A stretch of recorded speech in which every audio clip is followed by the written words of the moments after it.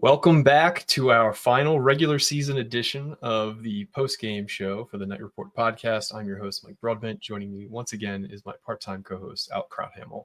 Richie Oir will be joining us shortly to join in on the festivities. Huge win today, 41-14. Rutgers takes care of business in East Lansing, taking down the Spartans in what was never really a close game. I got to be honest, I was scared after the drive Michigan State put together in the first few minutes of the game. But then it was all Rutgers for about 3.5 quarters, with Michigan State just not having an answer for Rutgers' physicality in that game. We'll get into this game, the implications of this win, possible bowl destinations, and more. This podcast is presented to you by Knight and Day Apparel. Hey, Rutgers fans, get ready to slam dunk your style with Knight and Day Apparel. You can cheer on your Scarlet Knights this basketball season in our exclusive Rutgers gear. From trend-setting designs to lifestyle garments, we've got you covered with everything you need to support your team with comfort and flair. Stand out in the crowd and show your passion for Rutgers basketball with designs that celebrate every dribble, dunk, and victory. Use our promo code Rutgers Rivals to get 10% off your purchase. If you were lucky, you would have gotten in on 30% off Black Friday, but it's done. If it's not, go check now because it might still be 30% off all their gear. Don't wait. Head to Knight and Day Apparel today and pick up gear for the game. Go Knights. We're also brought to you by BetOnline. BetOnline is the world's most trusted betting platform and your number one source for online betting. From the earliest odds to in-game live betting, BetOnline provides you with all the action and the ability to watch the games as they happen. With the largest selection of odds from everything from football, NBA, college basketball, NHL, UFC, and MMA, you'd head to BetOnline today and get in on the action with America's most trusted site for online wagering. BetOnline, the game starts here. So Rutgers gets to 7 wins, and we know what that means. Everyone in the chat knows what that means. Cash those fucking tickets. The overhits, never in doubt, never once. The Broadbent family Christmas is saved. Yeah, we're not going to be eating government cheese soup for the holidays. We're going to be eating that filet. We're going to be eating nothing but the good stuff. Carl Smith's also thankful for the winning over bet. I didn't expect it to get this. This is definitely the scenic route to getting to 7-5 and hitting the over, but I'll take it. A win is a win. And what do we say about good teams? Good teams win, but great teams cover. But Alec, you were back and forth. You were kind of driving around. You got to watch some of this game. What was something that stuck out to you about this win for Rutgers today?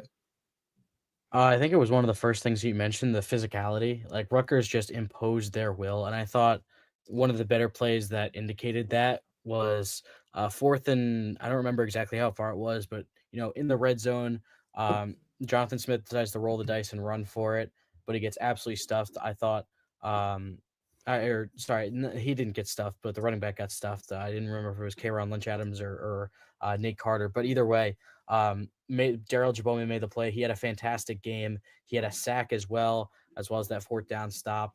Just the physicality that this Rutgers team brought to the table. And, of course, running the ball as well. Kyle Monangai got over 100 yards for the third year in a row against Michigan State. This is actually the fewest amount of yards he's had against Michigan State in those 3 games, but he still obviously helped them win.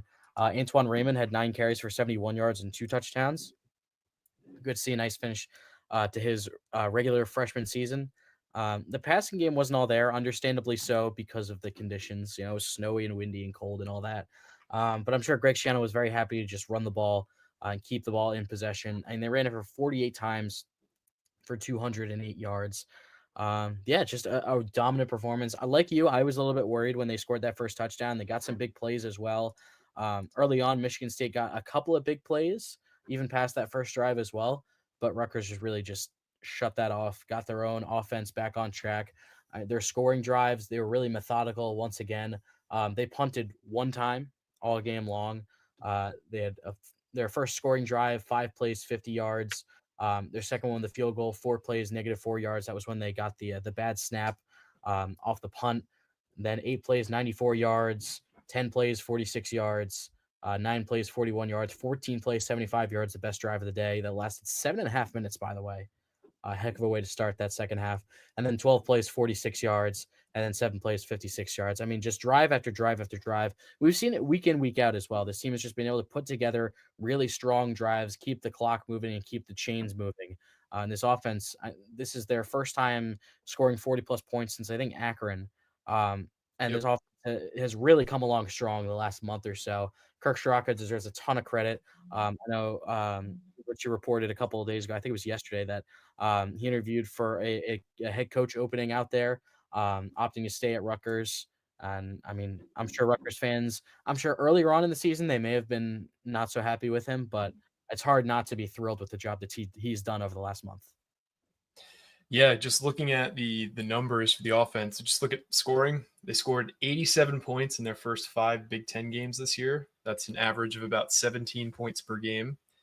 After the bye, the final 4 games, all Big Ten games, they scored 129 points across those 4 games, averaging 32.3 points per game. So they built the defense back up from the studs, and it felt like they kind of built the offense back up as well, because they went to a lot more downfield passing after the bye. I feel like they really empowered Ethan to just be the commander of this offense, despite I think the engine of the offense was Kyle Monungai, but the leader of the offense was Ethan Kaliak-Manis. Now here, if we're talking about this game, this stretch from the turnover on down, the drop punt to the field goal to this touchdown is really where the game flipped. I know that's like a wide swath of the game, but Rutgers tackles the punter after the dropped exchange on the snap. They aren't able to punch it in from the 1-yard line. They get a penalty for illegal formation, forced to kick a field goal. They're able to stop Michigan State, and then they punt again. But that turnover on downs, the defense stiffening up, they get the ball at the 4-yard line, the 6-yard line, and they have an 8-play, 94-yard drive in just 4 minutes to score a touchdown. That was just the imposing of the will, the imposing of the physicality that Michigan State just wasn't able to match back up with after that point. I think the passing numbers look a little worse than I think they were in the game. There was the long drop by Dymere Miller that doesn't show up on this. There was the DPI deep to Ian Strong. There's a couple DPIs in the end zone, I believe. So the passing game was connecting. Like those penalties, you have to count those as production on offense as well, because you have to put yourself. The only way you're getting those kind of penalties is if you put yourself in a position to take advantage of those. So those kind of passes were attempted and on target, and those receivers were able to. I wouldn't say act, but we're able to actually connect on those penalties. Now, Michigan State, Aiden Childs, I mean, he's physically just super gifted, but he just looked confused from the start in the game. I don't feel like he ever really got into a rhythm. He had a couple nice deep passes, but other than that, he was kind of scattershot in terms of his accuracy. The irony is they didn't turn the ball over at all, and then they bring this, I'm not even going to try and pronounce his name, Alessio, whatever. 1 pass, 1 interception to Bo Mascow to end the game. Overall, though, I mean, I wish there was more of a back and forth. Look at the win probability chart on this. I mean, this kind of tells the story of the game. It was never really in doubt. Halftime rolls around, Rutgers gets the ball back. I don't think they score a touchdown at a halftime. They do score a touchdown at halftime, I'm sorry, on that long drive that you already talked about. But yeah, to take that first drive, that many plays and that much time, like they didn't get the ball back and the quarter was half over, or they didn't get the ball back until the quarter was half over. So that any kind of semblance of hope they might have had coming out of halftime was definitely snuffed out, because not only did we score, we ate up a quarter of the remaining minutes left in the game. Want to get through some of these comments here because we always fall behind. From Winning Speech Moments, congrats on the 7-5 record. This is a well-played game in terrible conditions. Ethan Kaliak-Manis is very consistent and got better throughout the year. Greg Schiano was validated with picking Ethan Kaliak-Manis over Gavin Wimsatt. Yeah, I mean, I heard rumblings at the bowl game last year that they were just kind of done with Gavin, to be honest. And this was from people who would know in the stands that I had bumped into. So I think they were kind of just ready to move on, and they found a quarterback who was fit the system for Kirk a lot better. Let's see, what else do we got here? Carl Smith, I honestly thought Rutgers would have a 9-3 record for the year. Given the 4 losses in the season, I'm actually happy with the 7 wins. Yeah, I think you look at the 3 games that they could have had. It was Nebraska, it was UCLA, and it was Illinois. I think you win one of those, and the season's complexion looks a lot different. You win 2 of those, and it's the new high watermark of the seat of the team. You win all 3 of those, and I think the season gets not talked up to the 2006 level, but right beneath that. Because if you go 10-2, you kind of have to be ranked at least half the season, just by how things play out. And 10-2, you look at the CFP standings. I'd be hard pressed not to have any 10-2 team in either the SEC or the Big Ten making the college football playoff. So 10-2 season would have been pretty incredible, but it obviously didn't happen. P. Manapoisette, I believe in the rebuild. I thought they'd be 6-6 or 7-5 this year. Never thought the preseason hype to be accurate. That said, without injuries, I would have been mistaken for sure. And that's the interesting thing is, like, I think basically everybody was right in one way or another how they prognosticated the season, because there was a lot of, for the lack of a better term, like defeatist Rutgers fans who were like, something's going to go wrong. We're not going to live up to the hype. Like, there's no way this team goes 10-2, blah, blah, blah. And they were right. We certainly had those things. But the people who were high on this team can look back in hindsight and say, we probably should have won more games. We had these opportunities. We were in all these close games. We had all these injuries, a couple lucky breaks here or there, and we are probably 9-3. What do you think, Alec? Yeah, it really is tough to say. There's a lot of what ifs to come out of the season, but at the same time, I feel like you have to commend the team for how they really responded late in the season. This team honestly could have finished 4-8 the way that things were going after October, after the 4-game losing streak. But they've rallied, and they not only did they rally and they won these games, they improved throughout the season.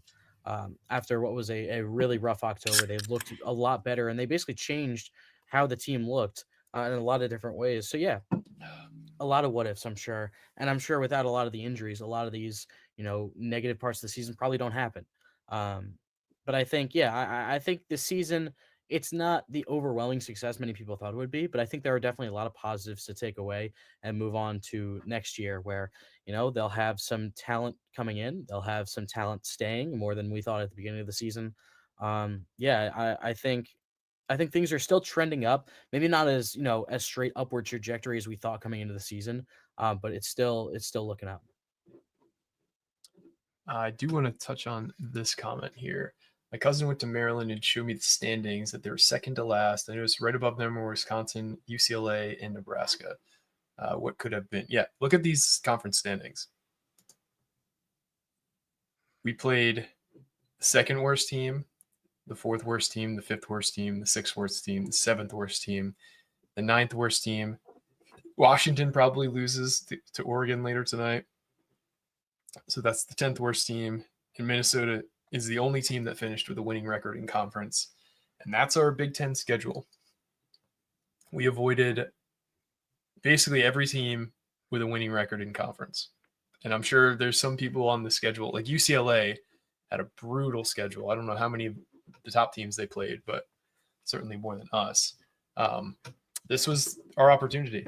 And we kind of talked about that from the middle of the spring, all the way through the summer, all the way through the beginning of the year. We had a very unique situation presented to us this year that we're probably not going to see again. We have 5 years of Big Ten scheduling already in in the books, and that is not getting any easier. Certainly by any means. I mean, looking at next year's schedule, at Illinois, at Minnesota, at Ohio State, home against Iowa, Oregon, and Penn State, at Washington. That's not going to be an easy game either. So it's going to get tougher. I don't really know what to think of for next year. Obviously, right now we're still focused on this year, but I'm not sure how they'll go up or down next year. Richie has joined us. I think James Franklin had some crazy. Yeah, 6.5 though, baby. 6.5. Cheers to that. Richie, looks like you're drinking a garage beer. I am It's a good little stuff. kind of pretty good beer, solid. Kelsey fan myself. I'm not an Eagle fan, of course, but I support Kelsey. Very good center. Well, you're a Saquon fan, so you're an Eagles fan by proxy. I don't want to talk about it. I'm drinking an Industrial Arts Wrench. I don't know if you guys have ever go. had that. If you like hazies, this is one of the best hazies in the world. So definitely, they sell them in most places. They're from the Hudson Valley, so give them a look. Yeah, a lot of nonsense going on today. I will say. Yeah, but had to handle that. But I am here and I have made it, so that's all that matters. Speaking of the over, drink to that. Every time we mention the over, we need to take a sip. Oh God, it's one of those nights. Is this the pod? Is this the one we get drunk at? It's the one. X Mosito XC. What? Sorry, I hope that's how you would say it. But I'm not a bettor, but I decided to put a G on Rutgers winning 7 games. Then 3 other people who know I never bet found out, and they were also in. They are gamblers. Was feeling like shit for weeks. Yeah, this is definitely a poor win back night. I did hedge a bit, so boo me if you want. But I feel like that was the sacrifice I needed to make sure that it ended up doing something. I was talking to a professional bettor, and I laid out the scenario. I was like, all right, so what do you think I'd do? He said, 1,000,000,000% hedge. So I feel all right about it. Let's keep looking here. Does anyone know if the Greg presser has been posted? Not yet. I haven't seen it yet. Okay. He's had some interesting dance moves though. Man. Let's pull that up. Somebody get that. Give me a sec. I just saw it a second ago. I think Rutgers Football actually tweeted it. Rough. What did I say? As soon as we get to, I'm surprised they didn't have any Greg dance moves in the night flicks from the Maryland game, because he was just doing some absolutely. Oh, this is just insane dance moves. Oh, jeez. What? I'm not sure what the heck this is. Tell me if this is too loud. No, you're good. It was like I gotta. Oh my God, Kirk's dancing! Kirk's dancing! Oh my God! Like, oh my God! What is the Kirk move? Why I need the. I don't know. It's just the Weekend at Bernie's.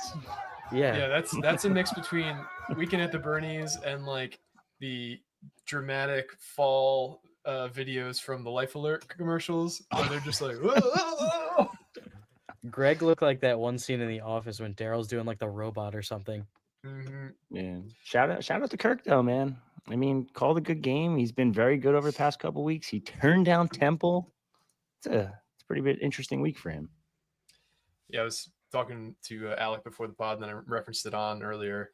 The first 5 games of the Big Ten season for Rutgers, they scored 87 points total, which is 17 points a game. The last 4 since the bye scored 129 points. That's over 32 points per game. So they definitely have gotten significantly better as the season has gone on. They definitely made some changes over the bye that were obviously for the better. Yeah, I mean, best statistical season offensively in a decade. So pretty good. Over 6.6. Drink. Yeah, shit. Nice win. This is a question for you guys. John Contract asks, where are we bowling? Richie, put your crystal ball in front of you. Put your wizard hat on. Where are we going bowling this year?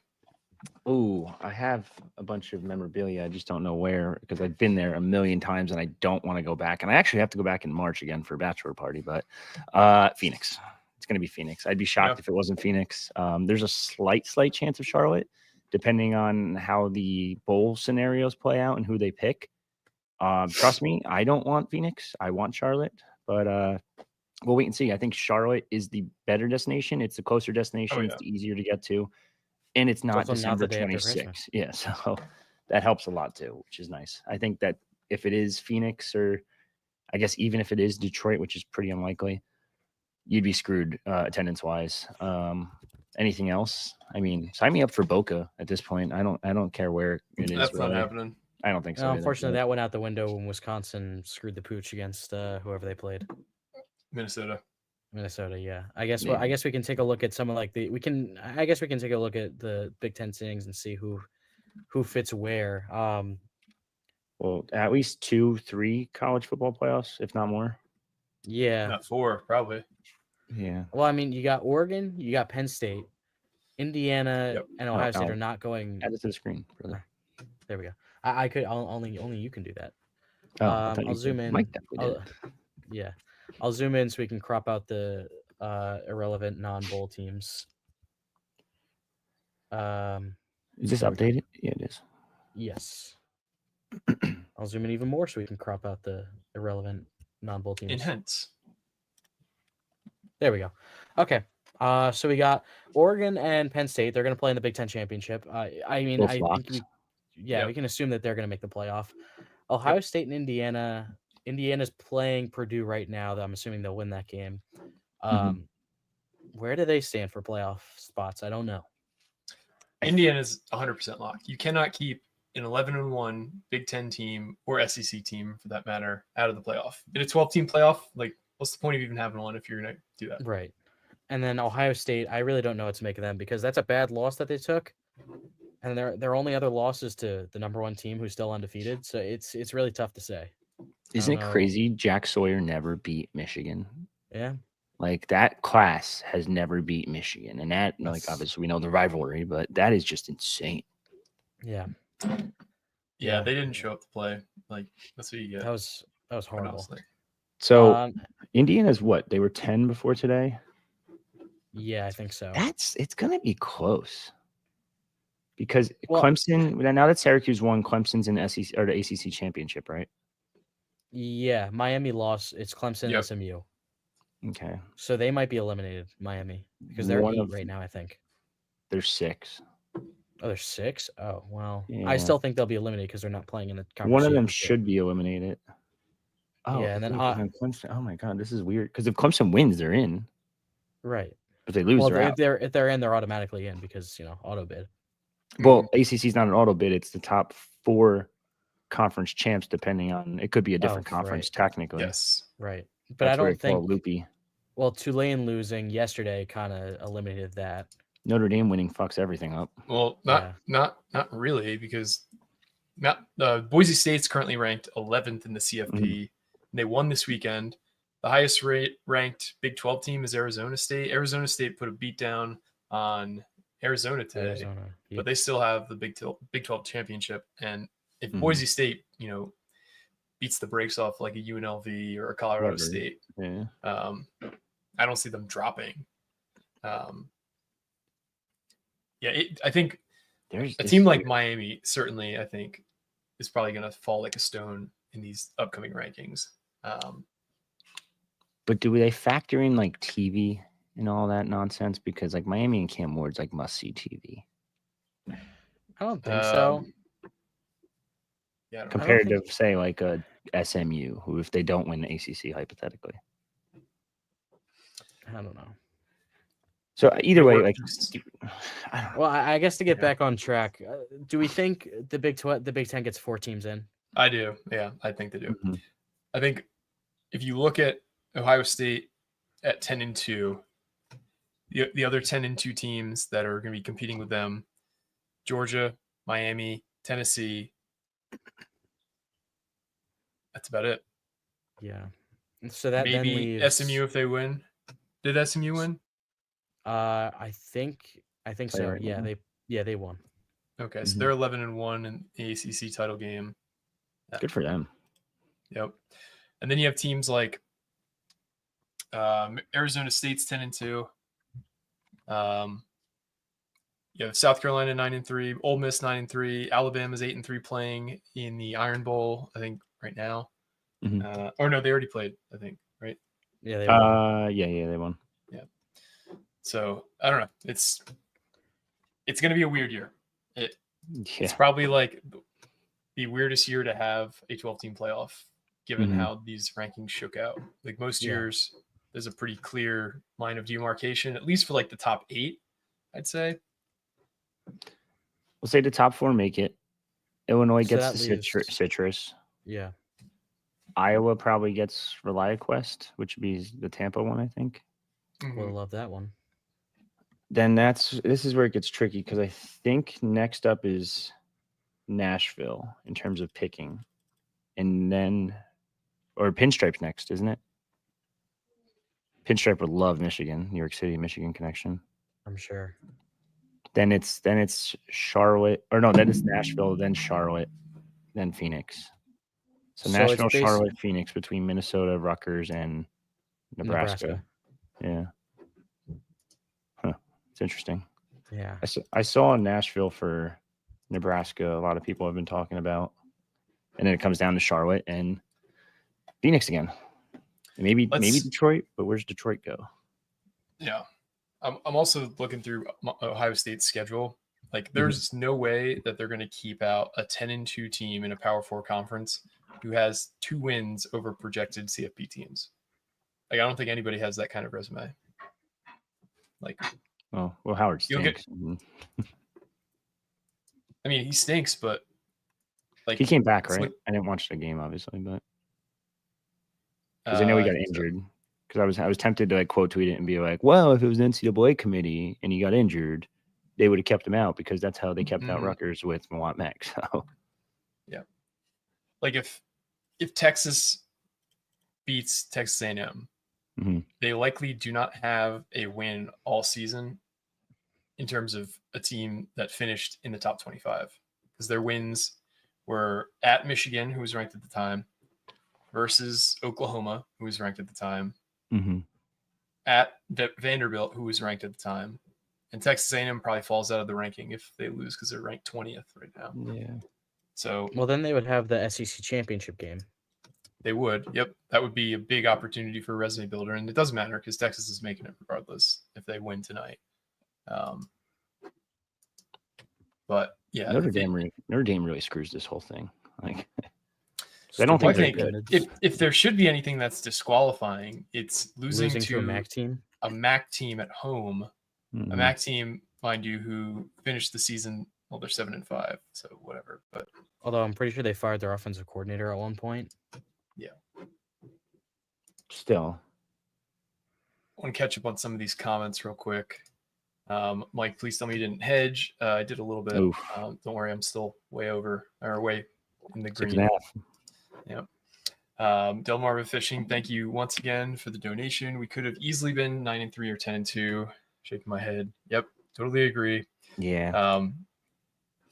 The Mayo dump, I think we're all hoping and praying for that.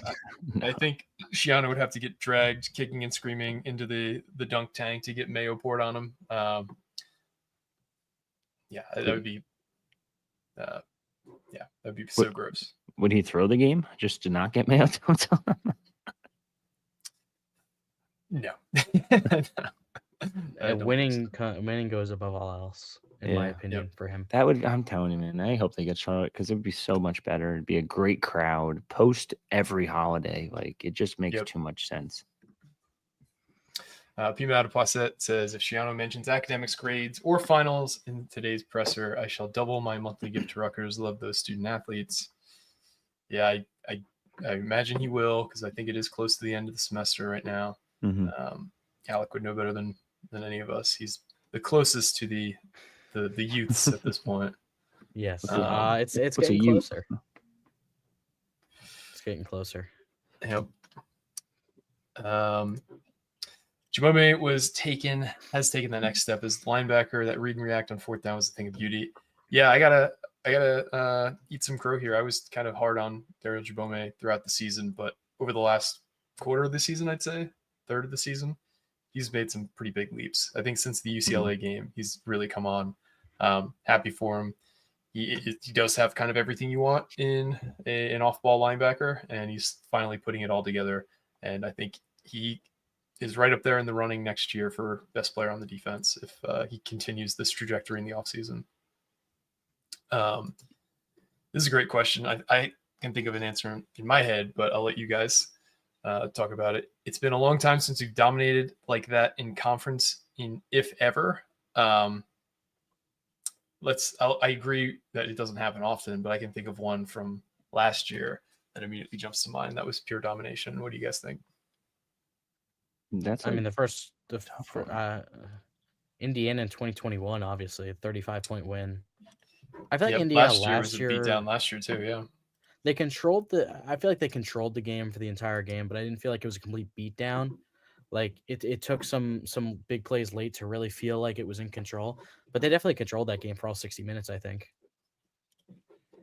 Yeah, it wasn't until the Gavin breakaway touchdown that it kind of sealed it on the scoreboard. But yeah, that game was domination from start to finish. We ended up winning that game by 17. It felt like more though.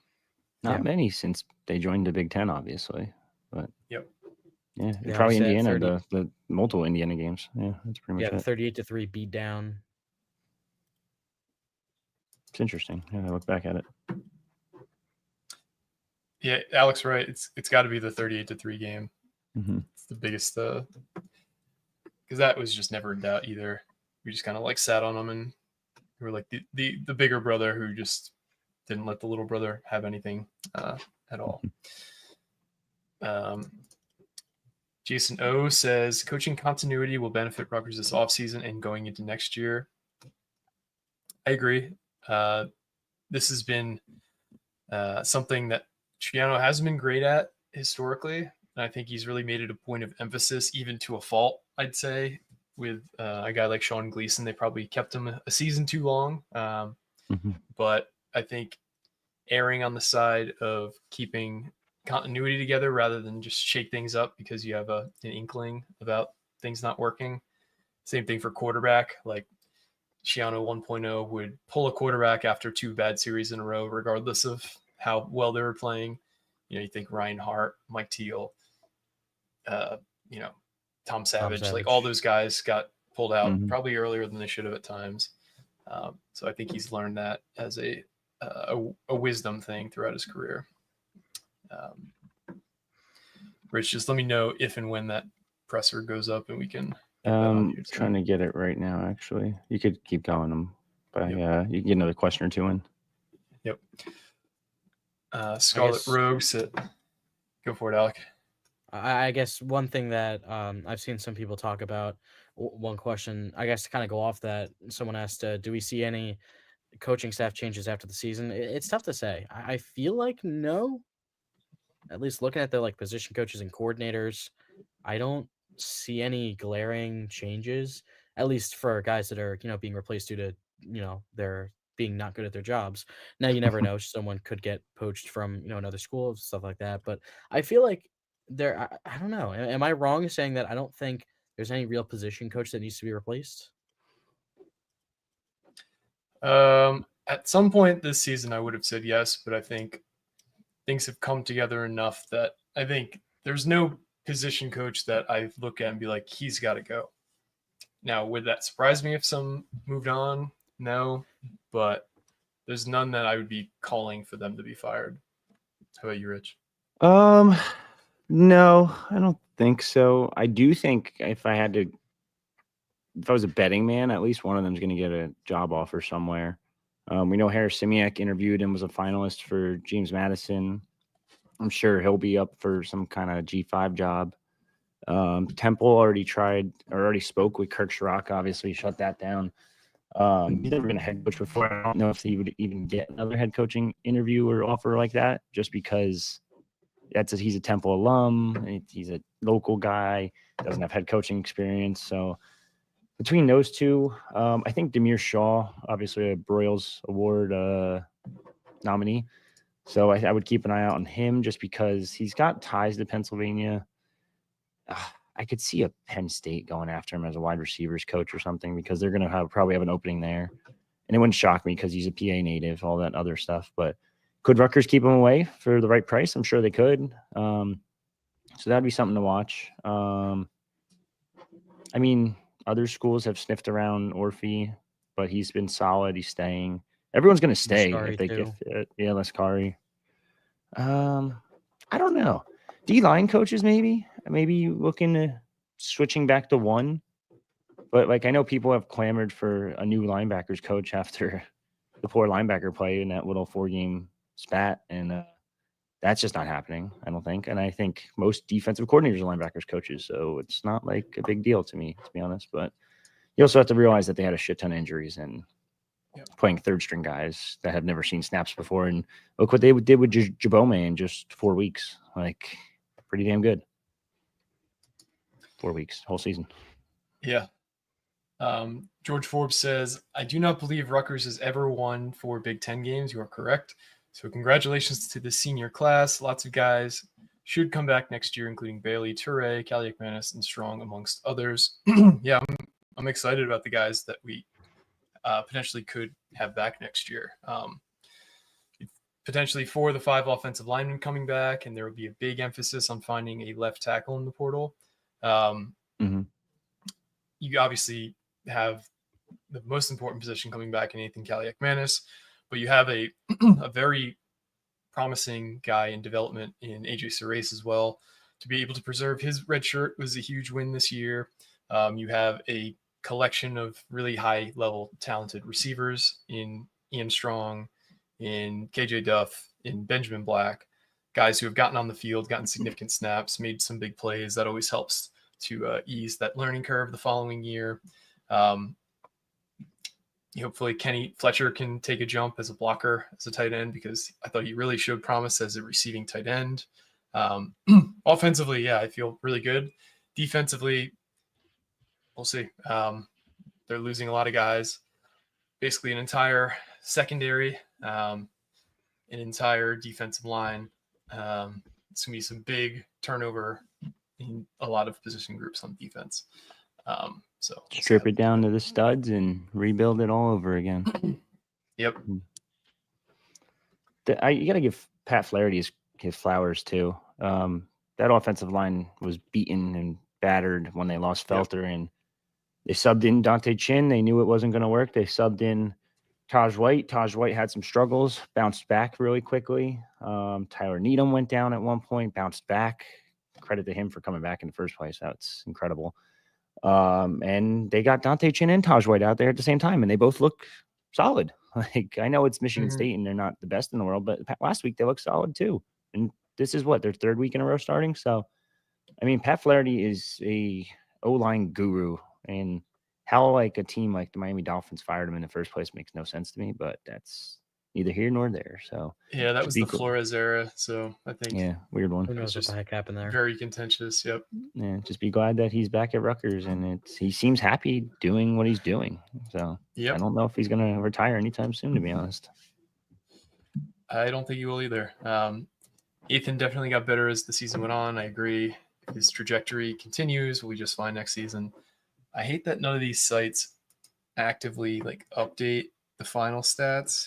But it looks like he finished just under 2,500 yards this season, just under the 17.5 touchdowns. So he did come in at his unders, but he was very close to what we set it at. I believe ScarletKnights.com is updated. Says for the season, he went 199 for 363. Doesn't have the percentage. I don't know what that is, but someone can do the math. For 2,459 yards, 17 touchdowns, and 6 interceptions. Does that have everybody's stats we can take a look at so we can look at final stats for the year? Yeah, it should. All of the, I mean, if Ethan's is updated, I would assume everyone else's is. You said 199 for 363? Yes. 54.8. It's not great, but it's not bad either. Actually did a lot better today than I thought he would, considering the weather and everything. But yeah. Bobby Takio says Schiano dances like a drunk uncle at a wedding. Yeah, that's definitely right up there. He said mentioned in his pressure, I guess somebody had seen it, that the goal was always CFP, which sure it should be, but these guys seriously wanted to be in it. They stayed focused when that goal ended. Rutgers Nashville says that we are here in SEC land, I'm confident in saying that we would have a winning bowl game season again in the SEC 2. When can you say that? Thanks for all you guys do. Anytime. I want to just jump ahead because I feel bad answering these questions about 20 minutes after they're put in here. So I'm just gonna jump way ahead here. The video should be 5 minutes, it says.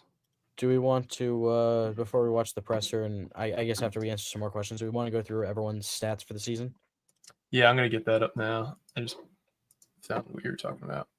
Found the video, by the way. Schiano looks like, what's the guy from Star Wars where it's just like the evil guy, the really evil guy from Star Wars? I can't think of it. Like the old man. Palpatine. Yeah, he looks like Palpatine. It's just all black background, and it's just Schiano in the middle, like with a black hoodie on. This would be funny when it pops up. Yeah, you'll see it. It's interesting. On the season, Rutgers averaged just a hair under 28 points a game, 27.9. They had 273 first downs, 121 by rushing, 120 by passing, and 32 by penalty. Let's get to some individual stats here. Kyle Monungai on the year, 1,309 yards and 13 touchdowns, averaged 5 yards a carry. Antoine Raymond, second in rushing, 359 yards rushing and 5 touchdowns. Ethan had 343 yards rushing, if we're talking about like NFL style, and 3 touchdowns. Sam Brown had 206 yards and 3 touchdowns as well. In terms of passing, Ethan, like you said, 199 completions on 336 attempts, 363 attempts, 2,459 yards passing, 17 touchdowns, 6 interceptions. The leading receiver was Daimir Miller at 731 receiving yards, 4 touchdowns, 57 receptions. Ian Strong, 37 catches for 563 yards and 5 touchdowns. There's only one other player that had multiple touchdowns on the year, and that was Kenny Fletcher, who had 2. KJ Duff was third, 25 catches for 375 yards and 1 touchdown. I think the crazy thing is both those guys averaged over 15 yards a catch on the year. For guys that big, you don't really see that often. Mm-hmm.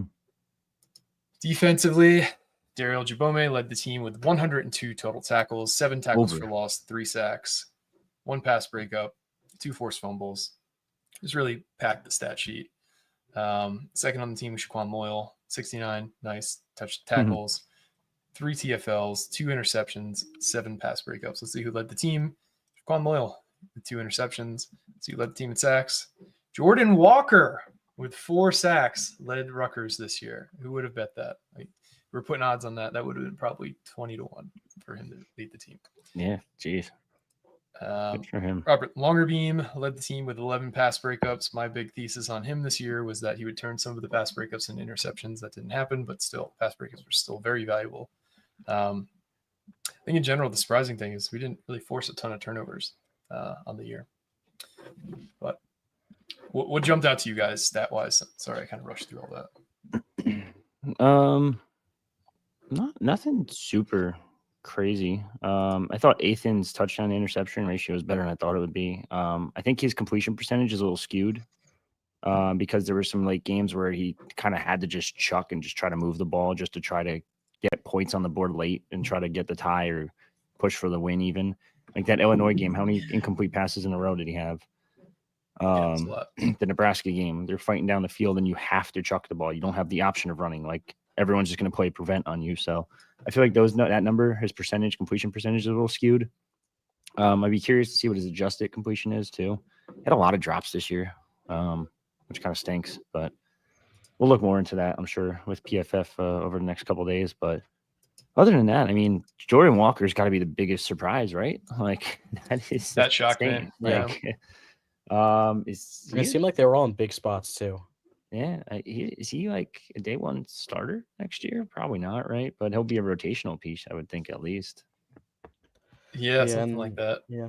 And then looking in some record updates, Kyle Monangai moved into second place in career rushing yards ahead of Terrell Willis. His 1,309 rushing yards ranks fourth in a single season in Rutgers history, in between two different J.J. Jennings seasons and passing himself last year.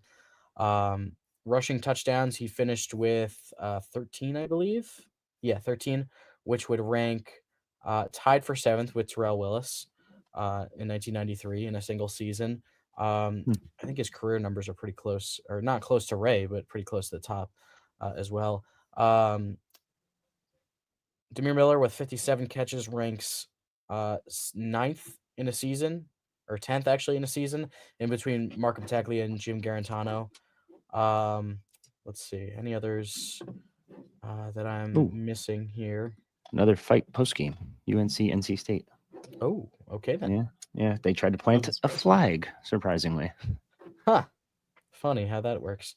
I find it amazing that all these teams are getting into fights, and you know damn well like Greg would never stand for like any of his players even trying to do that. Like it's just a culture thing too. At the end of the day, like he's got a good tight rein culture. Like he does. Nice program. Just versus this guy just actually grabbed the flag from the NC State guy and looks like he chucked it into the stands actually. But anyway, I mean that's kind of what happened in the Minnesota game or the Ohio State Michigan game as well. They tried to grab the flag.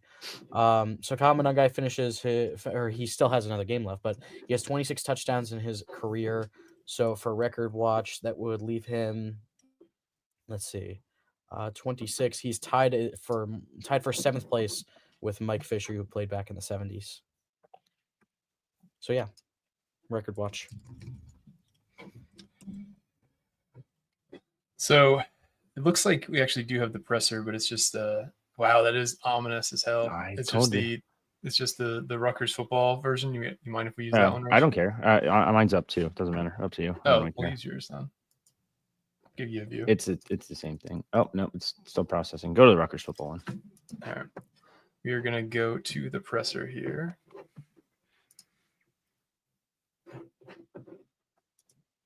And apologies for those who will probably see a commercial. I do not have Google Premium or YouTube Premium, whatever the hell you call it. Ooh, big coffee guy. I told you. Look at that. Palpatine. Wow. And there's just like one light shining on him. First, let me start by thanking you guys for coming out here and covering us on Thanksgiving week. Is that good volume? Is it too loud? Okay. That's good. Yeah. That's fun. That means a lot to us. Want to thank our players and our coaches.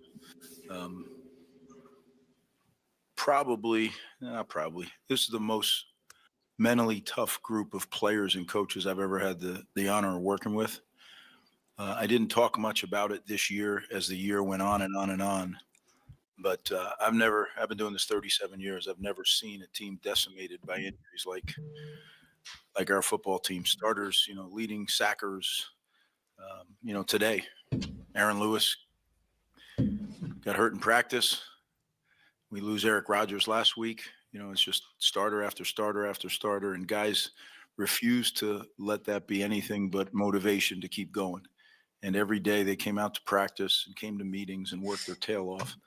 So I'm really thrilled. I think the coaches did a great job being an example for the players. Players really learned a ton this year, and it's a great advancement for our program. Just keep moving forward. And but I'm so proud of them. I want to thank them because they never moaned and groaned. They never, we lost 4 in a row. There wasn't anything.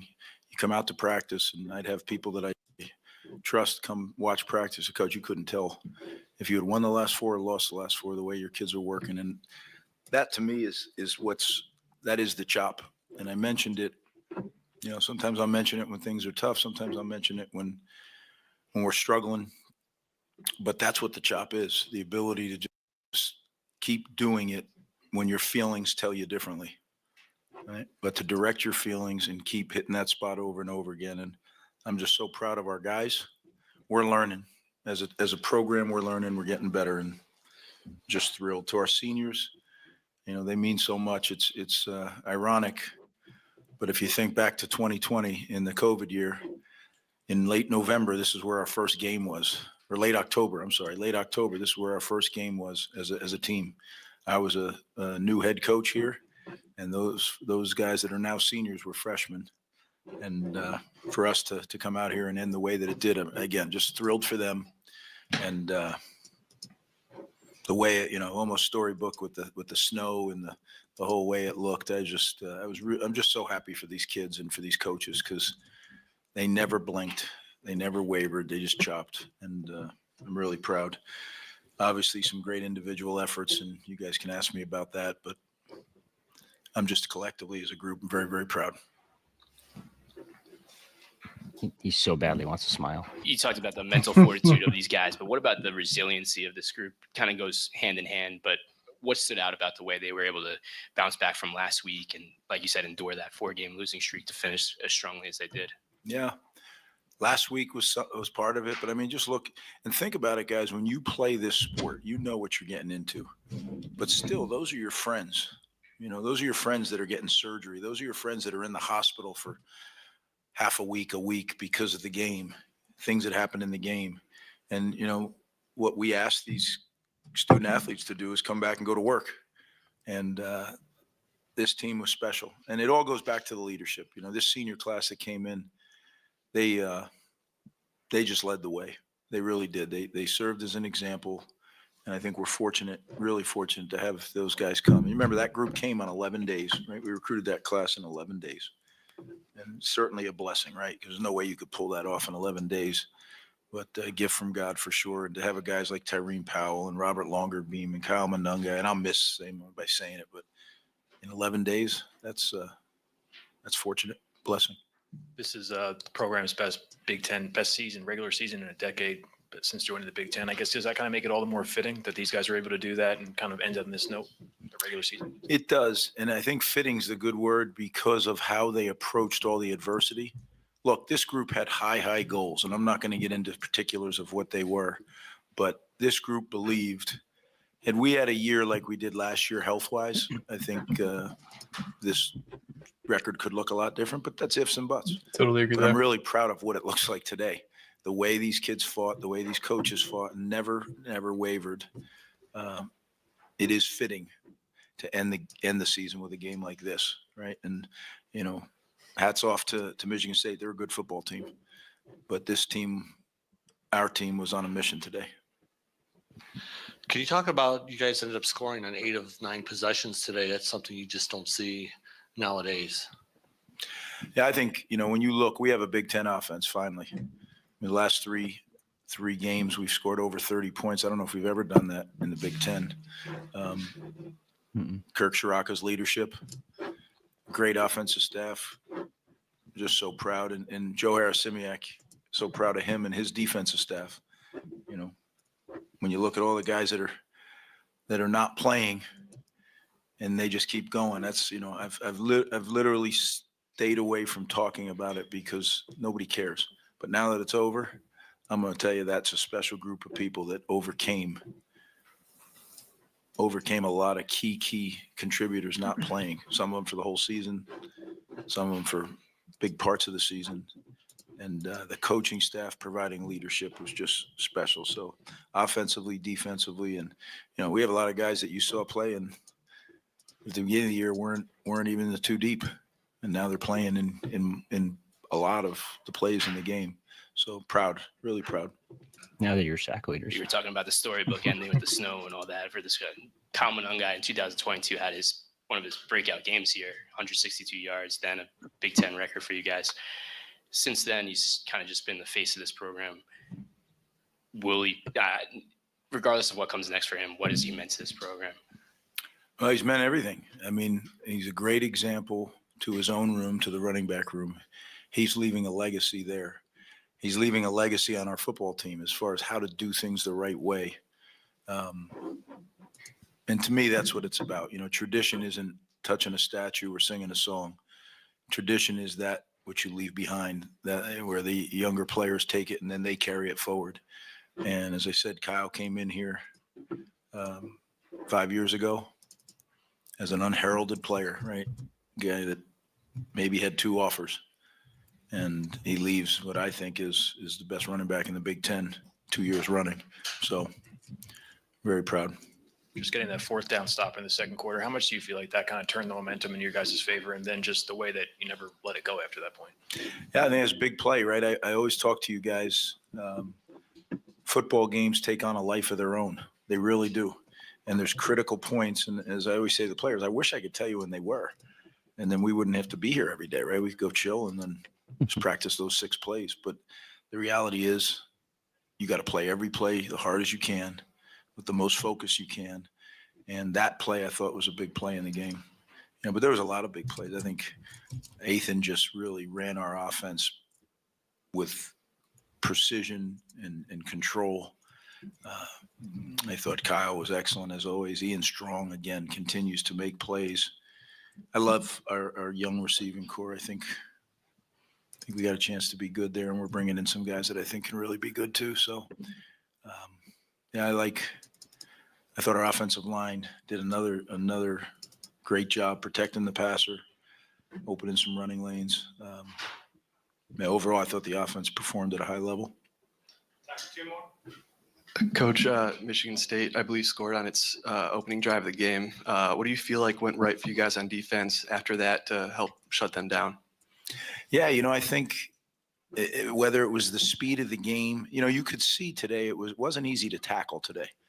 And one thing gets lost on people when jerseys and pants get all slick from the elements, it's really hard. If you don't really focus on wrapping up, it's hard. Now you take 2 good backs like they have that are fresh all the time because they're subbing.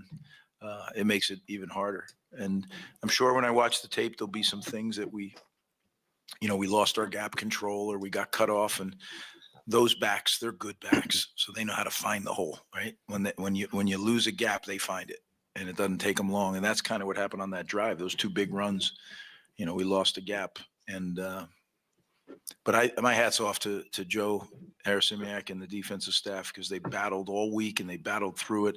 We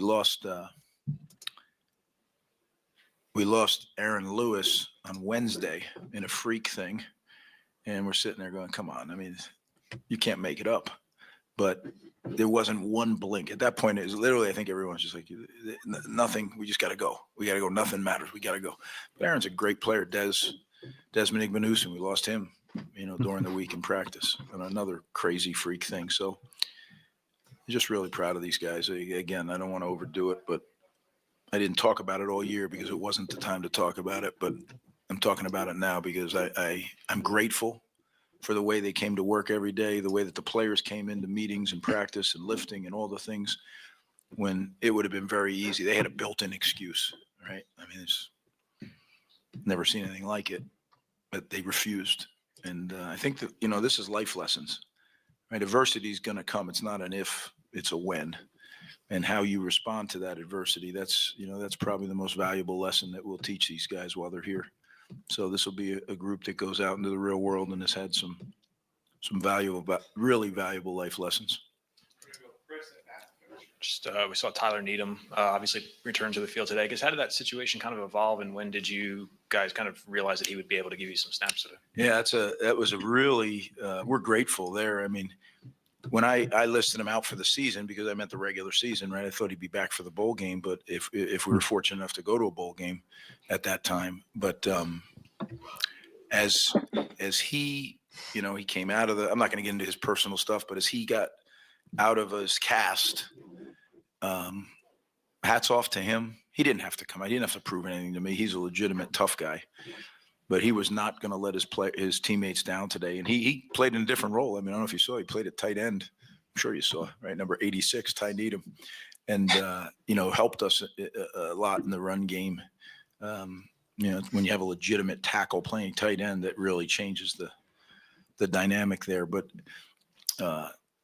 hats off to the medical staff for just doing an incredible job rehabbing him and getting him ready. We thought he'd be back for the bowl. I didn't ever think he'd be back for the regular season.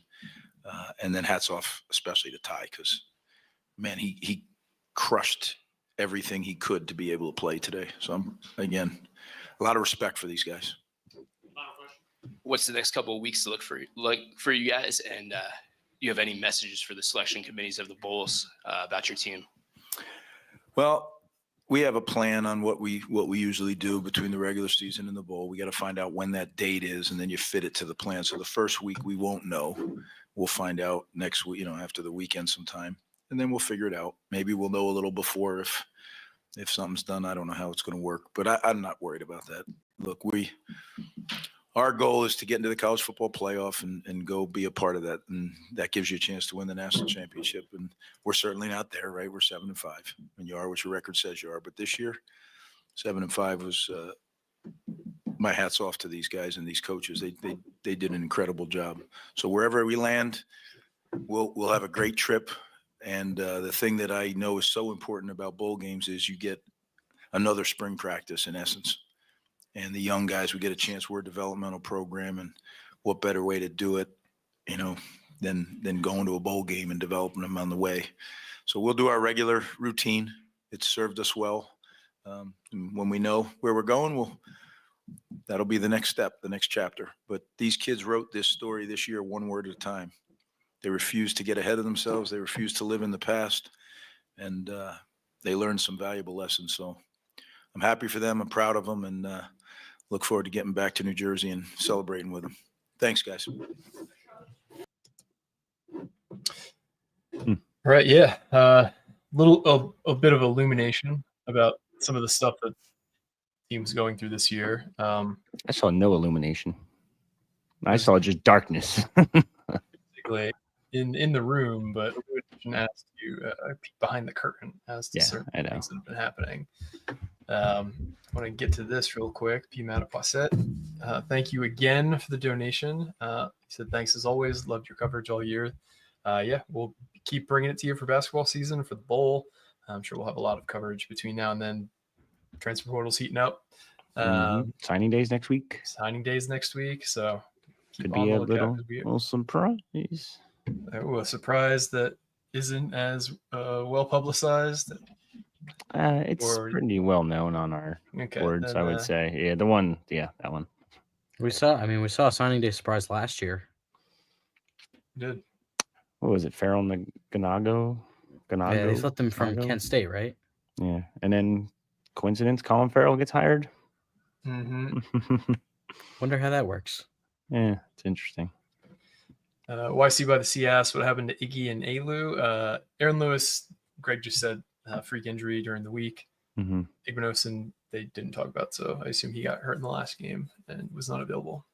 Yeah, Igbenogson did just sign with Test Sports and will be training down in Tampa for NFL stuff. So that's interesting that he signed with them yesterday and didn't play today. I don't know if that's a factor or not. I'll have to dig a little bit and find out. But he wasn't listed as a season-ending injury, so neither was Lewis. So maybe a good sign for the bowl.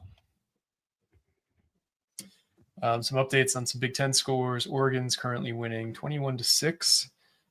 They just scored again against Washington.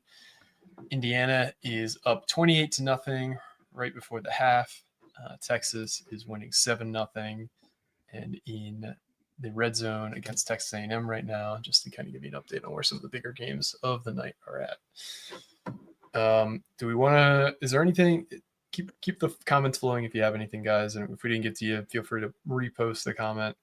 But this is one of those rare instances where it's not a whole lot of stuff to talk about. I mean, it was just a really fun, relaxing game to watch that we never really had an opportunity for a sweat, I guess, like we do usually. You get one of these games a year in serious competition. I guess this was kind of our game this year. But do we want to talk hoops at all? We can. Double dip on the reactions. There's a couple more questions in here. I know people asked about Dymere Miller, but he's out of eligibility. Sam Brown returning. I feel like that's like a guarantee almost, right?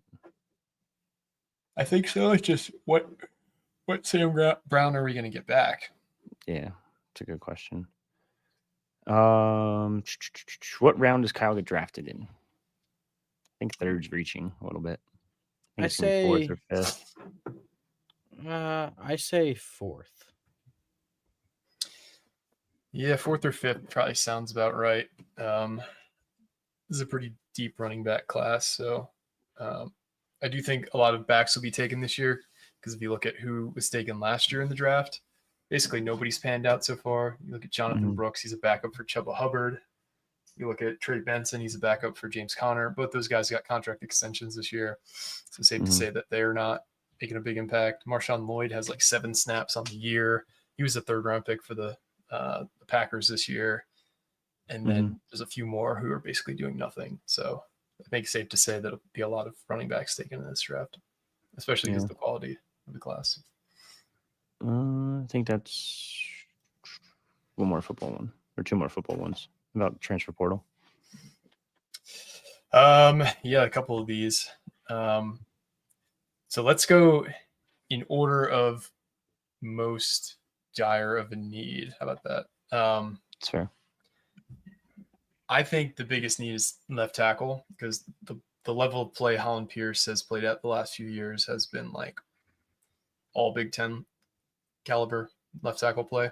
And he's certainly going to be drafted this year, probably 3rd round, if I had to guess. So left tackle would be my number 1 target. Who would your guys' number 1 position target be for this year?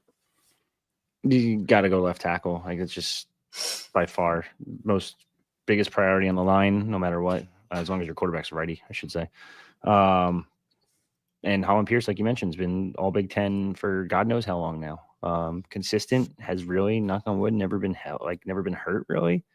Yep. And he's just been a massive human being. You can't get past him. Now, you want him to bend a little bit more. They're going to critique the shit out of him when it comes to probably the combine, when it comes to all that other stuff. But that's just the way of NFL drafts. They're never going to think anyone's perfect. So I think he'll get drafted pretty high, and I think you're going to have to find someone in the portal to replace him. I don't think that guy's on the team, to be honest with you. But maybe they feel more confident than I do, but I definitely don't after watching this team for another season. Yeah, I think it is left tackle, but just to be different, I'll also say pretty high up there is defensive line as well. I mean, when you're losing a guy like Aaron Lewis, Wesley Bailey has the option to come back, but he hasn't really been healthy for a while consistently. Just feels like, you could use a difference maker on the defensive line, but I still think obviously left tackle is number 1. But I would say number 2 is, I don't know if we're going to go into, number 2 and all that, but I think my number 2 is someone on the defensive line.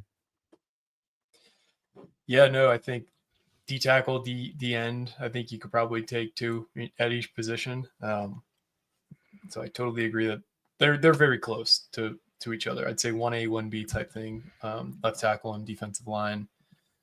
And then I think the only other position that for sure you need guys at is the secondary, because you're losing Shaquan Loyal, Igbenuson, Robert Longerbeam, you're losing Eric Rogers. Yeah. You're losing a lot of really high-end Flip guys. Dixon. And now Flip Dixon. Yep, I don't know how I forgot him. You're returning Bo Mascow, who really came on this year as a redshirt freshman. Returning Al-Shadi Salam, who's in his first year full-time at corner. And then you have Kaj Sanders, who started like half the season at safety as a true freshman. So you do have some pieces, but I would want some veterans to stabilize the secondary. Listen, I like Mascow. I'm sorry, let me cut you off. No, you go ahead. I like Mascow. I think he's a stud, and you saw him even today. He read the quarterback like a book late game. I just don't think he's a CB1. Not yet, at least. I think he will be. Find a stopgap guy, maybe even find another 2-year guy. They've done it over the past couple of years, whether it be Christian Braswell had a couple of years, Eric Rogers had a couple of years. I'm trying to think. Wasn't there another one? Is there another cornerback? Flip I'm missing? 2 years. Flip had Not 2 corner, years. but Yeah, still counts, I would say.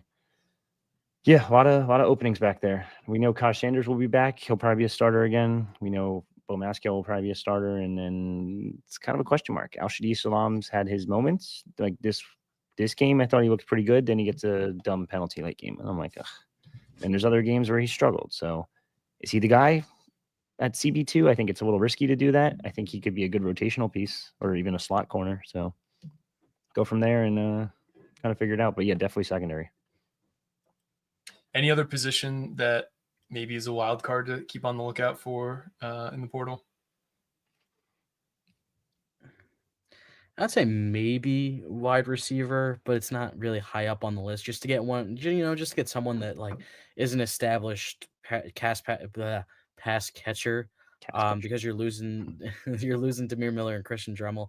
Obviously, Ian Strong, KJ Duff, Ben Black, those three are the future of the wide receiver room. But if you want to just get a 1-year guy to be kind of like that Christian Dremel role where he's, smaller guy, slot guy, finds all the right spaces, makes those catches, things like that. But again, I wouldn't put it very high up. I'm fine if they don't get another starter there.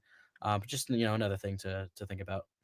Surprise guy, tight end. Ooh, yeah, I can see that. I know the tight ends looked good. I mean, Kenny Fletcher looked pretty solid, but they also had 4 of them go down this year. 5 of them go down this year, actually. So it's like you would probably want to go get one when it's more consistent. And maybe you could even run some 12 personnel sets. And instead of putting Tyler Needham at number 86, you can have a second tight end that could be a blocker or a decent receiver. I don't know. I think that'd be an interesting one because a couple Big Ten teams do that. Yeah, one we didn't talk about that is not even dark horse. It's kind of a certainty is long snapper. We lose Austin Riggs, who by all accounts has done a really good job this year stabilizing the snapping. He's got no more eligibility left. So I think that's another position to stay on the lookout for. But yeah, I think the primary ones are defensive line, secondary, and left tackle. I did see one enter the portal actually today. The Yale kid. Yeah, he's got a pretty good resume. Yale's not too far. Like I don't know. I'm just putting pieces together. Like, how many long snappers do you see having entering the portal? Yep.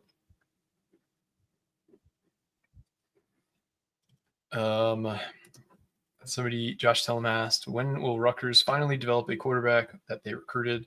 I think that time will be coming in 2026. I'll just put it that way. Mm-hmm. I think AJ Surace learns under Kaliakmanis and Siraka one more year, and then he takes over as a redshirt sophomore in 2026. Yeah, agreed.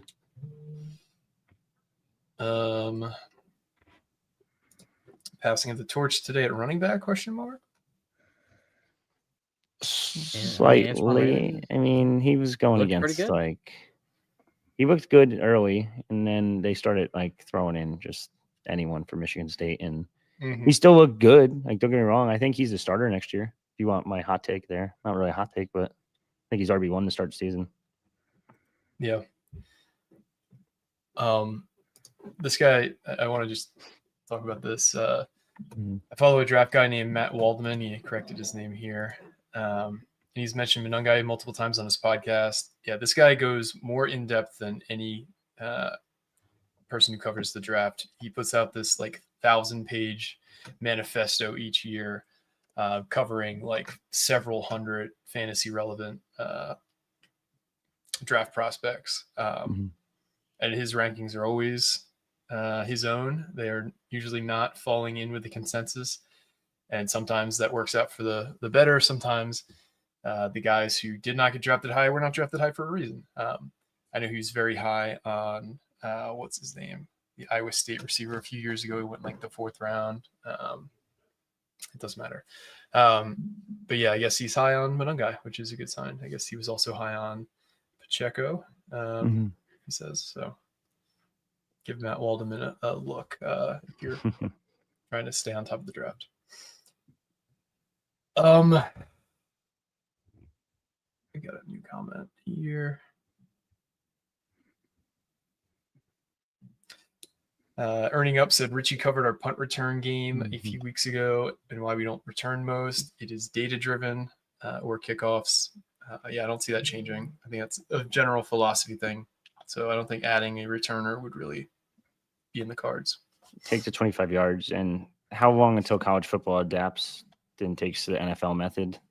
Yep. And then returns are really just non-essential. You're better off putting a scholarship on a kickoff guy, which they do now. So, yep.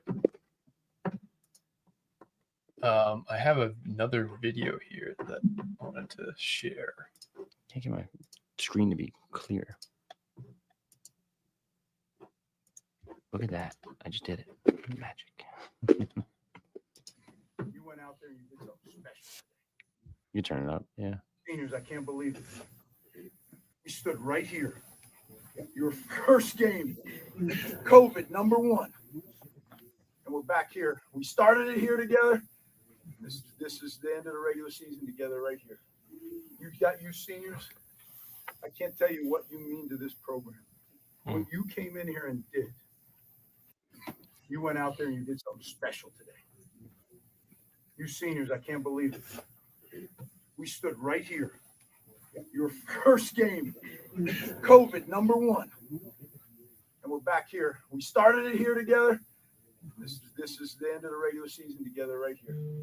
You seniors, I can't tell you what you mean to this program. What you came in here and did. Yeah, that's pretty cool. I'm sure there's going to be a lot of media coverage videos that come out of this game. Expect an extra long Netflix this upcoming week. Let's talk some hoops, though, because I think we've kind of talked everything about football. Yeah. We won't go as in-depth for basketball, but we can hit some high notes here. I didn't expect it to be as hard as it was to watch 2 games at the same time. I set up 2 big screens in my living room. I sent out a picture in a few places, but I was snapping my neck going back and forth trying to just keep up with everything. And I could only keep the volume on one because it was just too overstimulating to keep the volume on both. Sensory overload. But let's look at the box score. I think this is Dylan Harper's first game where he didn't hit the 20-point threshold. He had finished with 18 points. Second game? Okay, sorry about that. Finished with 18 points, 3 rebounds, 3 assists. I think this is Ace Bailey's first double-double. You can fact check me there. But I thought Ace was the best player on the court today. He finished with 24 points on 10 of 20 shooting, 10 rebounds, 1 assist, 2 steals. He did have a lot of turnovers. That's something that we are really going to have to – it's the second double-double. Yeah, Merrimack. Yeah. I thought there was just a lot of really dumb / bad turnovers today. A lot of just dribbling the ball off our own feet, bad passes, just handing the ball to the other team. A lot of fouls. This was just a sloppy game that once Rutgers can figure out how to harness the talents of this team fully and get rid of those dumb mistakes, we're going to be a team to be reckoned with. I think the fact that we've stayed in every game this season is a testament to that. And these next couple weeks for Steve Peichel, having some time off to really dive into the film and correct things and get back in, to their own beds and get back into the APC will be huge. Alec, what was something that stood out to you about this game for better or for worse for Rutgers? I mean, I thought the one that really stuck out was the physicality of the game. Texas A&M shot 42 free throws, Rutgers 17. They made 15. This team has legitimately been a great free throw shooting team this year, which obviously, as we know from years past, is a welcome addition. And yeah, I agree. Ace looked like the best player on the floor. I mean, he just looked a lot more in control than he has in some of the games where he struggled a little bit, namely the Notre Dame game. I thought it was interesting to see Dylan Grant play 14 minutes. I mean, Texas A&M, like you said, Richie, I think early on, they have a lot of length. Obviously, one of the better rebounding, especially on the offensive rebounds, teams in not just the SEC, but in the country. So I'm sure that was kind of a way to combat that. Now, he did take 5 shots, which I'm not sure you want that much, but, that's what you got to take. Jeremiah Williams played really well in the second half in particular. I think he had 17 of his 20 points in the second half. He went 7 of 8 from the floor, hit a 3, made 5 free throws of his 6 attempts. I didn't see – it says he got a technical. I didn't see the technical. It looked like it was a double technical with Texas A&M Solomon Washington. I guess I missed that one. So he had 4 fouls. Jordan Durkak had 4 fouls. He also only had 2 points, but he did have 5 rebounds and 4 assists. So those 2 had 4 fouls. Lathan Somerville and Emmanuel Agbole fouled out. So a lot of physicality, especially down low. And it does feel like a missed opportunity. But at the same time, it's nice to see they really hung in close with Alabama and Texas A&M. I said going into it, going 1-2 would be good, not great. 2-1 would be, feeling good. And then obviously the 2 extremes would be great and really bad. And I'm kind of feeling the same way, honestly. They have a week off until their next game at Ohio State. That's going to be tough. They just lost to Pitt on a buzzer beater yesterday. So yeah, I'm curious to see where these role players fit in as well. Martini and Hayes in particular, I thought struggled. They also didn't get a lot of minutes for a lot of this 3-game stretch. The bench has not really gotten a lot of production in these 3 games, just 11 bench points compared to 27 for Texas A&M. But it's still early in the season. I mean, they're still working it out. But again, Dylan Harper and Ace Bailey are playing really well. And it really feels like Jeremiah Williams, he's finally getting his legs back under him and becoming that key third scorer and defender that this team needs. So I think you're still looking up. These are some missed opportunities, obviously, the Alabama and Texas A&M games, some missed opportunities that may not feel as good to have, come March when, you're looking at the resume. Having those losses may not feel as good, but I think these are really big building blocks for how this team can improve throughout the season. Bench 4 of 17 on the day shooting, including 1 of 9 from beyond the arc. If you look at just the box score, Jeremiah, Ace, and Dylan had 18, 24, and 20 points in total, and everybody else combined of the 11 total guys who have been on the court scored 15 points. Not great. Yeah. How about you, Rich? What stood out to you about this game? It was hard. It was hard to do everything today. It was a lot, but I watched actually more basketball than I thought I would. I don't know. They need another guy to step up. You can't. Now Jeremiah Williams had a great game. Don't get me wrong. I can't count on him to give me 20 points every single game.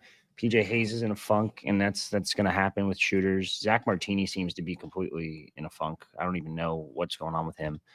I know the rebounding numbers were solid as a team, but I need my big men to get more rebounds. We continue to say this over and over again. I need them to stop committing fouls. 28 minutes from my 2 top centers because they both fouled out is just not good. And it's not even about fouling out. It's when they get 4 fouls, they play so cautious and so scared almost. I need these guys to step up and do something. Show that you're an enforcer, especially Emmanuel Ogbol. Stop with the ticky-tack stuff. Just stick your hand straight up in the air. You're taller and you're lengthier than most people that even standing straight on the ground, you're going to be able to at least block a shot or 2. Like Alex said, Dylan Grant was interesting to get him some minutes. I've said this time and time again, he's not very good offensively. Is he athletic? Yes. Can he grab boards? Yes. Did he get any today? I think he got 1. 1. Tyson Acuff continues to struggle. I don't know if it's the foot injury. Is it recovery? It's just these guys from the mid-major level just aren't ready for this type of basketball, honestly. And Buzz Williams made a lot of late-game adjustments. He made Ace uncomfortable late game, and you saw that because Ace was on fire for most of the game. And made him take some questionable shots. They were putting him the minute he started to drive, they would double team the paint real quick, or double team him in the paint real quick. He just lost his rhythm. Yeah, that's what I meant. My fault. But they just made guys get out of rhythm. This is not the same Dylan we saw the past 2 games. It is what it is. It's a loss. It's a good Texas A&M team. That's a tournament team. My biggest fear now is that's your last chance at a Q1 out of conference game. You're not going to get another Q1 out of conference game because Seton Hall's god awful. Because Princeton's maybe you may be able to snag a Q1 out of that if Princeton somehow bounces back. But I think they've been struggling too, if I recall correctly. Columbia, been okay. Yeah, and Columbia is what it is. It would have been nice to snag one of those, and that would have helped your resume big time come March. Now that you don't have those, you're going to have to play a lot better in Big Ten play. You're going to have to step up, and it doesn't get any easier because that Ohio State team is one of the better Big Ten teams in the country. So, and this Penn State team looks like they're pretty pesky too. So it's not going to be easy. These guys are struggling, especially when it comes to late game stuff. I'm tired of seeing Ace pass the ball off late game. I know Martini was open in the corner. He fumbled it a little bit. Ace, you're supposed to be the guy. Be the guy. Yeah, I mean, Columbia is 8-0 right now, including a road win over Villanova.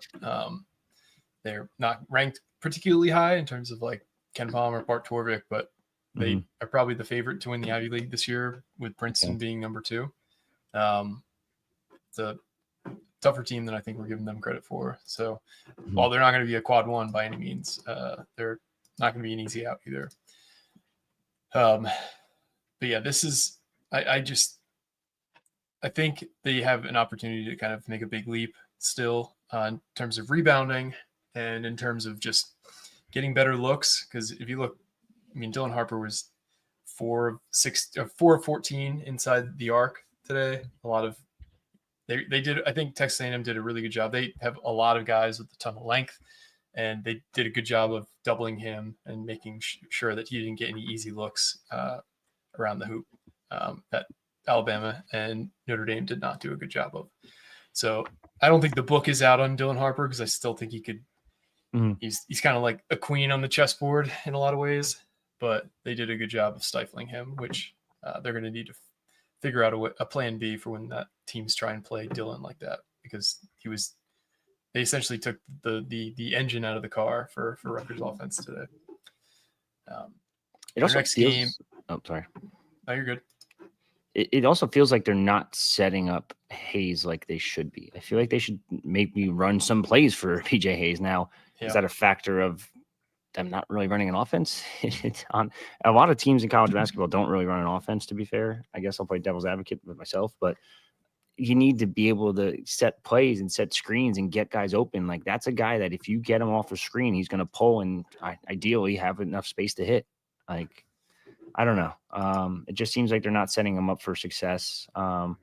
Martini, another one. I feel like he should be playing more on the perimeter, but you need rebounding, and that's the problem. You don't have a significant 5 that can rebound, and you need them down there. So I don't know. There's a lot of things that have to be fixed with this team, and you got to fix them fast. The good thing is you get a week off, so you got 7 days to fix it. And what is it? The Schottenheim Center, something, whatever, Ohio State, Schottenstein Center.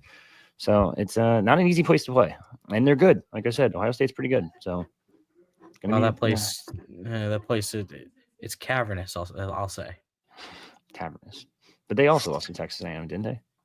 This year, yes, they lost to Texas A&M. Yep.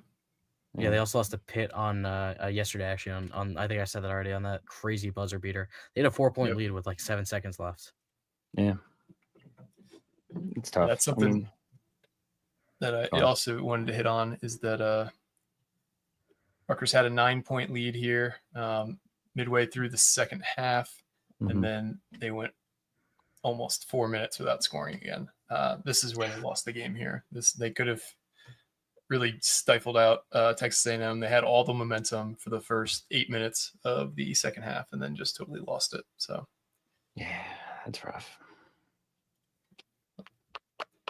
I don't know. All right, we are an hour and 27 minutes into the stream. I don't have a whole lot more to say. Do you guys have anything you want to talk about that we didn't hit on? No, signing day next week. If you haven't signed up for Rutgers Rivals, Black Friday / Cyber Monday deal going on. Use promo code RIVALS, RIVALS 24. And you get 75% off your yearly subscription. So good news there. You get a nice little discount. I know a lot of people have already taken advantage of it, but not enough people. So go sign up. It's not free, but it's like $20 for the year, and it's like $120 value. And Red Bulls just scored, baby. We're going to MLS championship, hopefully. Bobby Takio said, are we doing a signing day pod? Yes, we will be doing one. So we'll probably do a breakdown of every player. I know we did one of those last year, and people liked it, so we'll do that again. Look out for that probably on Wednesday. Delmarva Fishing, you're the man. Thank you once again for the donation. Which quarterback should the Giants get in the draft? Sanders, Dart, Ward, or someone else? I mean, I'm going to answer from the Eagles fan standpoint. I hope you guys draft Shedeur Sanders because that's going to be a nightmare. I don't think I've been more confident in a guy that's supposed to go top 10 in not working out in a long time more than Shedeur, because the guy, all his stats are padded in a way that makes his passing look better. Like, he intentionally just takes a ton of sacks just so his completion percentage doesn't go down by throwing balls out of bounds. I don't see a big-time quarterback in him, nor do I see a big-time quarterback really in anybody in the draft. But as a Giants fan, Rich, who would you hope the Giants take of any of the quarterbacks in the draft? See, this is where I differ. I love Shedeur. I think he's accurate. He's a very good quarterback. He's mobile. His ball placement's like Perfect. Now, obviously, having Travis Hunter helps a lot with that. Having Jimmy Horn helps a lot with that, who gets no love whatsoever, by the way. Jimmy Horn is a dog. And I don't know if you remember, we highlighted him when he left South Florida out of the portal.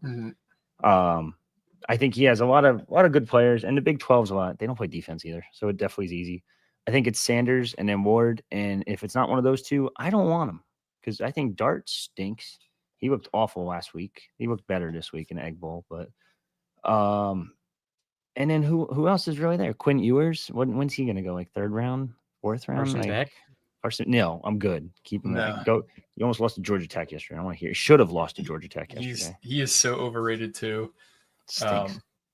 I don't think. No. I honestly don't. I don't like any of the quarterbacks this draft. Like every single one of them has like flaws. Gaping flaws in their game. So I think he the only downside is he could be a problem off the field. I feel like he could just be a nuisance. He has his own camera crew when Colorado has their own camera crew. Like it's a lot. But will he buy into the New York media thing and maybe make it work? Maybe. It's tough because I don't want to tank for another year. And then you're going to go, what?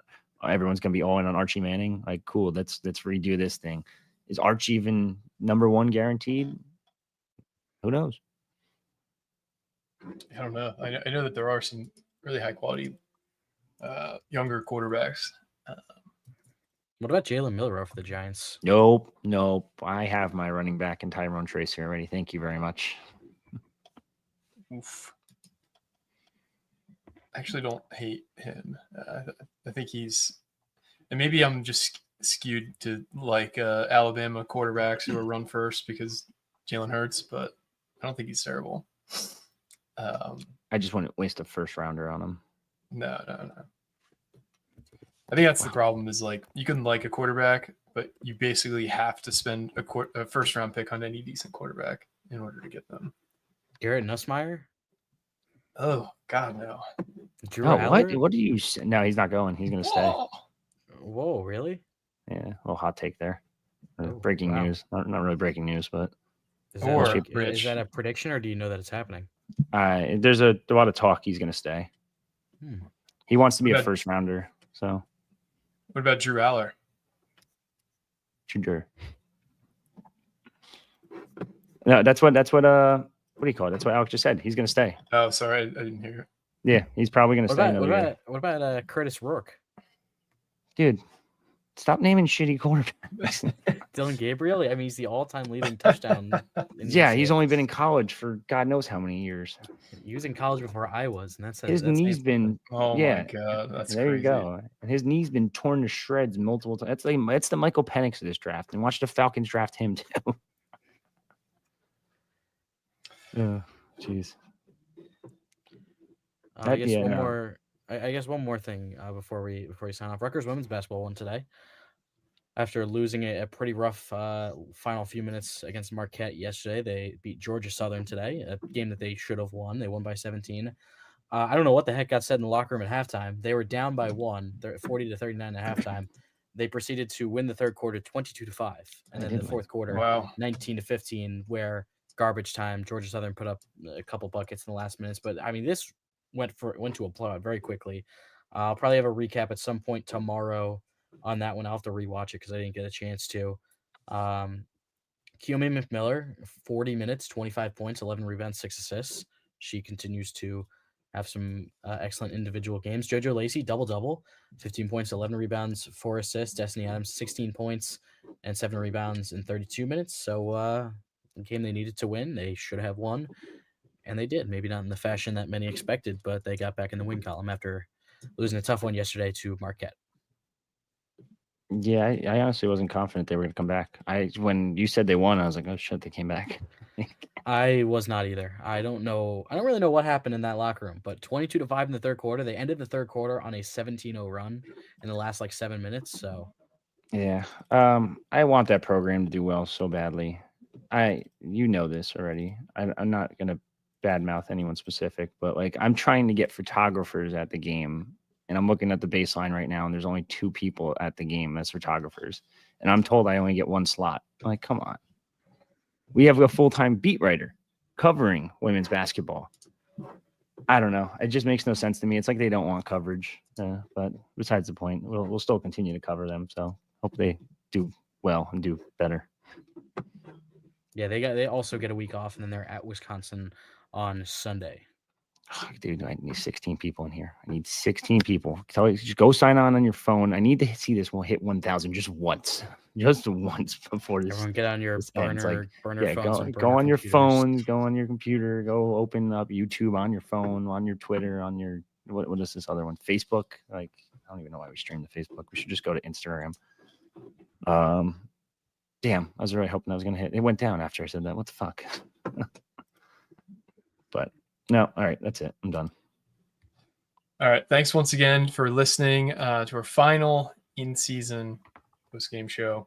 Depending on where the bowl is, maybe we'll do something in person for the bowl. It'll depend. If any of us are there. If it's, I'll just Detroit. Say it straight out. If it's going to be the day after Christmas, I'm not going to be able to make it. If it's going to be, I think the Duke's Mayo Bowl I could make. So let's just all have our fingers crossed for the Duke's Mayo Bowl. I know that we have a lot of people in the Mid-Atlantic who would love that. So let's road trip. Fingers crossed for that one. Road trip to Rutgers women's basketball against Maryland, and then Duke's Mayo Bowl. You just want to torture me, don't you? The game's the night before. I will be at if they get in that bowl. I mean, even if they don't get in that bowl, I'll be at that game anyways. But we'll see. We'll put it as a solid maybe. How about that? Solid maybe. Yeah. All right. Thanks again for listening. Thanks to everybody who's donated and joined the stream, who commented, liked, subscribed, told a friend. Any interaction helps significantly. So we thank you all. It has been a successful football season, I'll say. We got to a bowl. We improved over last year. Mm-hmm. Now let's see where they end up. Let's hopefully cap it off with an 8-5 season this year. For me, Rich, and Alec, this has been another edition of the live post-game show, the Knight Report podcast, signing off.